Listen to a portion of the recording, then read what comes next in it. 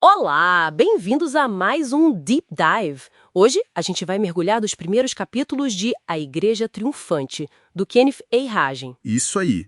Um material que explora bastante a visão do autor sobre a autoridade espiritual, né? Exato. E aquela dinâmica entre espírito, alma e corpo, tudo dentro da fé cristã, como ele apresenta. E o nosso objetivo aqui é tentar desmembrar essas ideias principais, né? Como o texto vê essa vitória sobre os poderes das trevas, como ele chama. Bom, então vamos lá.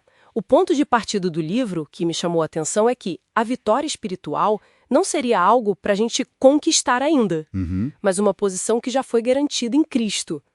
A diferença estaria em como os crentes se enxergam, né? Sim, ele faz uma distinção interessante. Fala da igreja militante, que ainda está lutando pela vitória. Isso, e da derrotada, que nem saberia da sua posição. E aí contrasta com a igreja triunfante.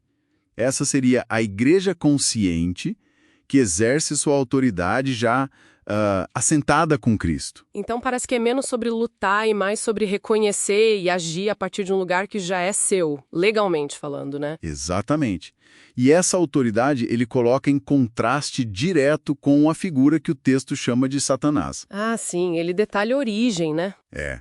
Usa Isaías, Ezequiel, para descrever a origem como Lúcifer, um querubim ungido, que caiu por orgulho por querer ser igual a Deus. E essa queda o teria transformado no adversário, o Deus deste século, como o autor chama. Isso.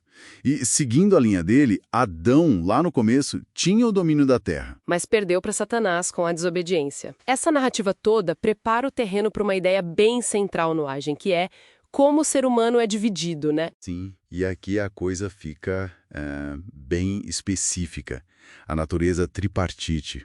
A ideia de que a pessoa é um espírito, Certo. possui uma alma, aí entra mente, vontade, emoções, e habita num corpo físico. E segundo essa visão, no novo nascimento que a Bíblia fala, só o espírito é recriado na hora. Vira uma nova criatura, como ele interpreta lá em 2 Coríntios. Exatamente. O espírito é instantâneo. Mas, e aí que eu achei bem interessante, a alma e o corpo não entram nesse pacote automático. Não, ele argumenta que a alma precisa ser salva. Salva num sentido contínuo, de renovação.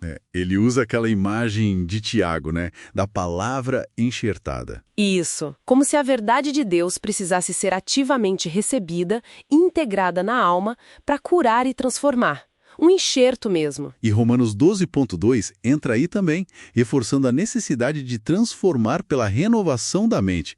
É um trabalho constante na alma, que nos leva para outra distinção que ele faz e que, olha, às vezes gera confusão. Qual seria? Nem tudo que é negativo ou é luta interna vem direto do diabo, segundo o Hagin. Ele fala muito das obras da carne. Ah, sim. Aquela lista de Gálatas. Inimizades, ciúmes, iras. Exato.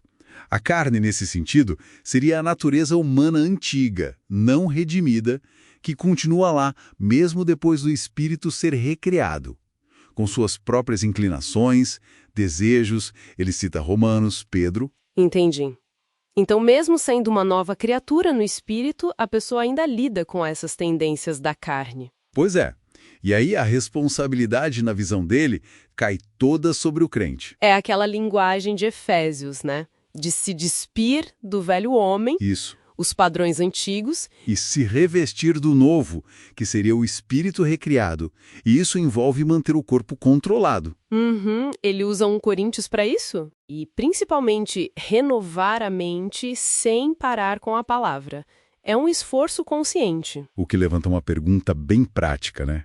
Se tem essas inclinações da carne que são diferentes de um ataque externo, como é que a pessoa discerne de onde vem um pensamento ruim, um desejo contrário à fé? Boa pergunta. Qual a saída que o texto aponta? Olha, a solução que ele propõe passa por fortalecer o espírito, A parte que já foi refeita, digamos, com palavra, com oração, como o Judas fala. Certo. E, ao mesmo tempo, trabalhar ativamente para renovar a alma e para sujeitar o corpo. É tipo assim, uma abordagem em várias frentes. Então, tentando juntar as peças desses capítulos de A Igreja Triunfante. A visão do Reagan sobre vitória espiritual envolve entender a identidade e a autoridade que já se tem em Cristo. Isso. Entender quem é o adversário, segundo ele. Reconhecer essa interação complexa de espírito, alma e corpo.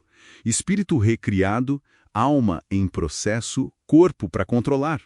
Muito importante saber diferenciar a luta que vem da carne da oposição espiritual que vem de fora. Exato. A tese central dele aqui é que a autoridade já foi dada. Não é para conquistar, é para entender, aceitar e usar. E como se faz isso? Pelo conhecimento da palavra, pela disciplina mental de renovar a alma e pelo controle consciente do corpo, das ações, dos impulsos. E fica uma coisa para a gente pensar, né?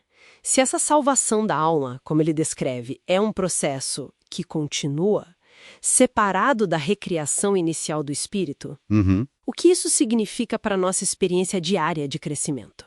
Como essa visão muda o jeito de lidar com aqueles pensamentos, emoções, até hábitos que teimam em aparecer e parecem ir contra a nova natureza no espírito? É uma ótima questão para reflexão.